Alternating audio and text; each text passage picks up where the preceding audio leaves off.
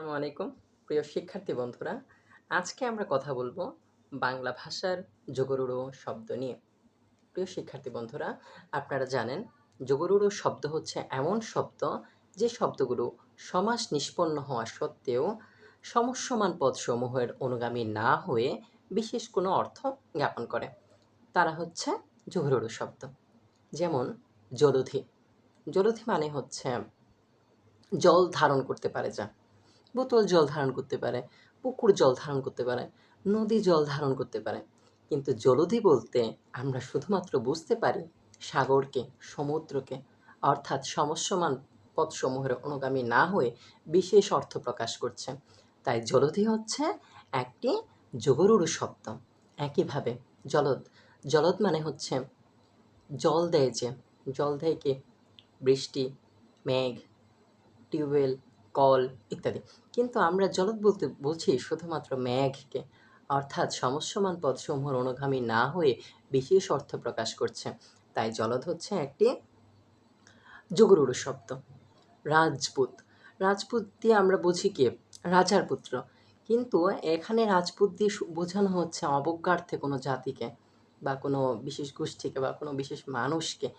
অর্থাৎ রাজপুত তার সমস্যমান পদসমূহের অনুগামী না হয়ে বিশেষ অর্থ প্রকাশ করছে। তাই রাজপুত হচ্ছে একটি যোগরূঢ় শব্দ। আবার মহাসমারোহ। মহাসমারোহে যাত্রা, এটা বিয়ের সময়ও হতে পারে বা অন্য যে কোনো আনন্দের সময়ও হতে পারে মহাযাত্রা। কিন্তু মহাযাত্রা বা মহাসমারোহে যাত্রাটা বলতে আমরা শুধুমাত্র বুঝতে পারি বা ভাবি মৃত্যুর পরের যে যাত্রাটা, অন্তিম যাত্রাটা, সেটাই যেন মহাযাত্রা। অর্থাৎ মহাযাত্রাও হচ্ছে একটি যোগরূঢ় শব্দ।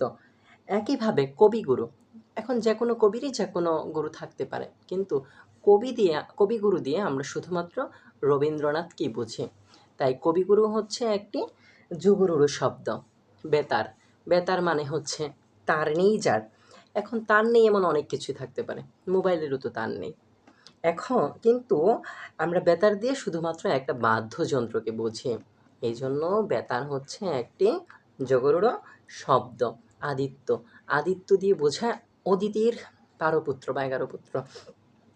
কিন্তু আদিত্য দিয়ে আমরা নিজেরা বুঝতে পারি সূর্যকে। অর্থাৎ আদিত্য শব্দটিও সমস্যমান পদসমূহের অনুগামী না হয়ে বিশেষ অর্থ প্রকাশ করছে। আবার অচল। অচল মানে হচ্ছে গতিহীন বা গতি নেই যার। কিন্তু অচল বলতে এর ব্যবহারিক অর্থ হচ্ছে পর্বত। অর্থাৎ এটিও সমস্যমান পদসমূহের অনুগামী না হয়ে তৃতীয় অন্য কোনো অর্থ প্রকাশ করছে। তাই আদিত্যও হচ্ছে বা অচলও হচ্ছে যোগরূঢ় শব্দ। সুহৃদ। সুন্দর হৃদয় আছে যার। এখন সুন্দর হৃদয় অনেকেরই থাকতে পারে, কিন্তু আমরা সুহৃদ দিয়ে বুঝি শুধুমাত্র বন্ধুকে। তাই সুহৃদ হচ্ছে একটি যোগরূঢ় শব্দ। একইভাবে উদ্ভিদ। উদ্ভিদ মানে হচ্ছে মাটি ভেদ করে ওঠে যা। মাটি ভেদ করে অনেক কিছু ওঠে। বড় বড় বিল্ডিংও মাটি ভেদ করে ওঠে, আগ্নেয়গিরিও মাটি ভেদ করে ওঠে। কিন্তু উদ্ভিদ বলতে আমরা যখন শুধুমাত্র একটা বৃক্ষকেই বুঝি বা বৃক্ষ জাতীয় কিছুকে বুঝি, তখন সেটি অবশ্যই যোগরূঢ় শব্দ। পঙ্কজ। পঙ্কে জন্মে যা। শৈবাল, শালুক, পদ্মফুল ইত্যাদি অনেক কিছুই তো পঙ্কে জন্মে। কিন্তু আমরা পঙ্কজ বলতে শুধুমাত্র পদ্মফুলকেই বুঝছি। এই জন্য পঙ্কজ হচ্ছে যোগরূঢ় শব্দ।